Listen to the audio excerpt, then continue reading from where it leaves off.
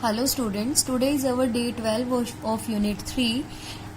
कल हम लोगों ने कल की क्लास में क्या डिस्कस किया था? रेंज। रेंज क्या है? आपको मैक्सिमम वैल्यू में से लेसर वैल्यू, मिनिमम वैल्यू को क्या करना है? सब्ट्रैक्ट करना है। Difference between maximum and minimum value is called range. अब आज का जो आपका टॉपिक है वो क्या है? Measure of central tendency. तो measure of central tendency mean central tendency के मेजर्स, मतलब हम उसको मेजर कैसे करेंगे, कैलकुलेट कैसे करेंगे। तो कैलकुलेट करने से पहले तो आपको पता होना चाहिए कि व्हाट इज सेंट्रल टेंडेंसी। तो हम एक एग्जांपल लेते हैं जिससे हमें ये चीज क्लियर होगी। यहाँ पे आपको क्या दिया हुआ है? कोई एक पर्सन है, जैसे सुनीता है। Sunita drives N auto rickshaw, her daily income is not fixed. कोई एक पर्सन है, वो सुनीता जो है यहाँ पे डेली ऑटो रिक्शा चला रही है और उसकी हर दिन की जो इनकम है वो क्या है? फिक्स नहीं है। मंडे को इतने रुपए अर्न करती है, ट्यूसडे को इतना, वेडनेसडे को, थर्सडे को, फ्राइडे को, सैटरडे को, संडे को। देख रहे हो, हर दिन उसकी इनकम फिक्स नहीं है। ठीक है। अगर आपसे पूछा जाए कि कोई आपसे पूछे कि इस डेटा को देख के आप बताओ कि सुनीता की जो वीकली इनकम है वो कितनी आ रही होगी, तो आप कैसे बताओगे? तो आपको हर डे की अलग अलग पता है, सेम नहीं है ना। तो आपको कोई एक पर्टिकुलर वैल्यू चाहिए बताने के लिए कि जो सुनीता है उसकी वीकली इतनी इनकम आ रही है, मतलब ऑन एन एवरेज आपको एक वैल्यू चाहिए कंपेयर करने के लिए या फिर क्लासिफाई बताने के लिए।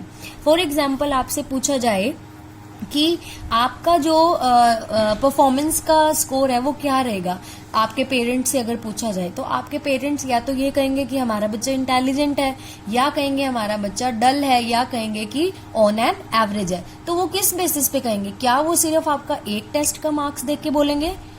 नो, वो आपके पिछले कुछ टेस्ट का रिकॉर्ड देख के फिर बताएंगे कि हमारा बच्चा जो है वो कैसी परफॉर्मेंस दे रहा है। तो अब मान लो उन्होंने 5 टेस्ट के मार्क्स आपके देखे पीछे वाले, तो वो मुझे ऐसे नहीं बताएंगे कि इसके इस टेस्ट में इतने थे तो अच्छा था, अब इतने हैं तो अब बुरा है। तो वो ऑन एन एवरेज एक अपने माइंड में थॉट लेके चलेंगे कि मान लो उसके 8 मार्क्स एवरेज लेके चल रहे हैं कि हमारा बच्चा जो है वो क्या है?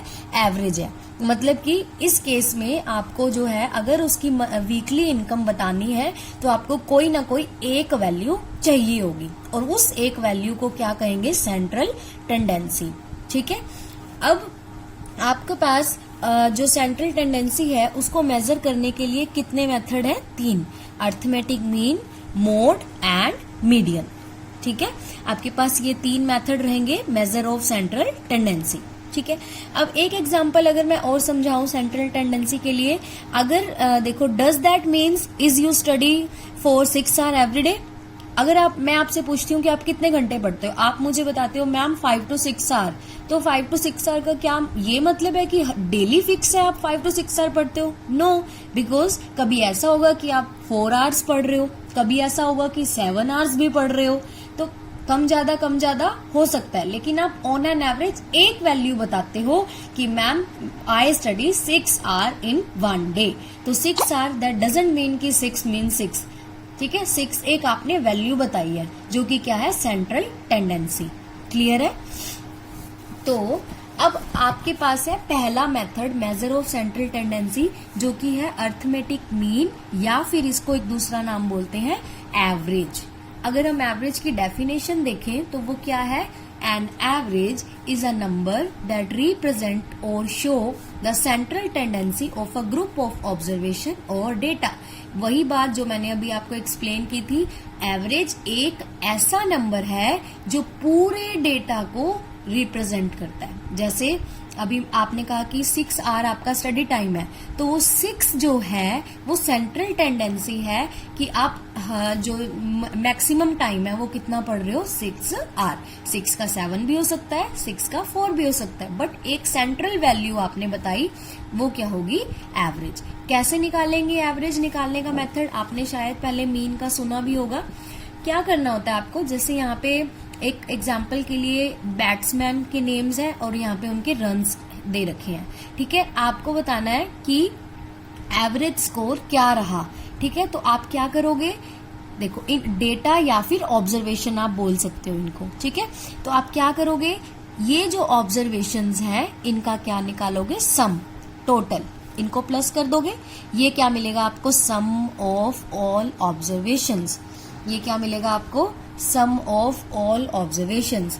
और इसको डिवाइड किससे करना है, number of observations. That means जैसे आप इस एग्जाम्पल में देखो, सम ऑफ ऑब्जर्वेशन कौन होगा, इसका सम। नंबर ऑफ ऑब्जर्वेशन क्या होगा, 1 2 3 4 5। क्लियर है। तो मीन निकल गया, 220 को किससे डिवाइड करूंगी मैं, 5 से। सिंपल सा आपको फॉर्मूला याद करना है, sum of all observation divided by number of observation. ठीक है। इसी तरीके के क्वेश्चन है आपके पास, क्वेश्चन 4 एंड क्वेश्चन 5 3.1 एक्सरसाइज का, ये आपको करना है। ठीक है। एक एग्जाम्पल मैं और डिस्कस कर रही हूँ, find at least 5 numbers between 1/2 and 1/3। 1/2 और 1/3, ये थोड़ा सा मीन नहीं निकालना इसमें, मतलब निकालेंगे हम मीन, पर इसमें बेसिकली एक नई चीज पूछी है कि 1/2 और 1/3 के बीच के 5 नंबर्स आपने निकालने हैं। तो आप कैसे निकालोगे, इन दोनों नंबर का मीन निकाल लोगे। मीन क्या कहता है, जितने भी नंबर हो आपके पास उनको क्या कर देना है, प्लस, और डिवाइड किससे करना है, नंबर ऑफ ऑब्जर्वेशन। कितनी है डेट ऑब्जर्वेशन, 1 2, तो 2 से डिवाइड कर दिया, और जो जो ऑब्जर्वेशन है उनको क्या कर दिया, प्लस। ठीक है। अब ये चीज आपको सॉल्व करनी आती है बाय टेकिंग एलसीएम, आप इसको सॉल्व कर सकते हो। देख रहे हो 2 और 3 का एलसीएम 6 आएगा, सॉल्व करके आपको यहाँ पे 5 मिलेगा, नीचे 2 है तो 6 × 2 12 आ जाएगा। ठीक है। इसी तरीके से यहाँ पे आपने 1/2 और 1/3 लिया है, अब आप क्या लोगे, 1/2 और जो ये आंसर में मिला था 5/12, इन दोनों का क्या निकालोगे, मीन। 1/2 और 5/12 का ऑब्जर्वेशन तो अभी भी 2 है, तो 2 से डिवाइड कर देंगे, इनका एलसीएम लेके सॉल्व कर देना। ठीक है। ऐसे ही अब 5/12 और 1/3 ले लो। ठीक है। कोई भी 2 का पेयर लेके मीन निकालते जाओ और आपको ऑब्जर्वेशन मिल जाएंगे। ठीक है। तो आज आपने जो सीखा, मीन कैसे निकालना। मीन में क्या था, sum of observation divide by total number of observations. एक चीज माइंड में हमेशा ध्यान रखनी है, mean lies between greatest and smallest number.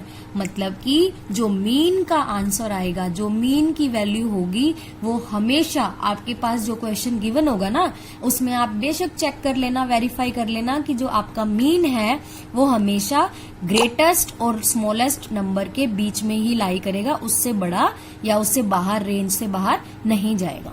तो आपका जो होमवर्क है, solve question 2, 3, 6, 7, 8 and 9 of exercise 3.1 in NCERT book. Thank you students.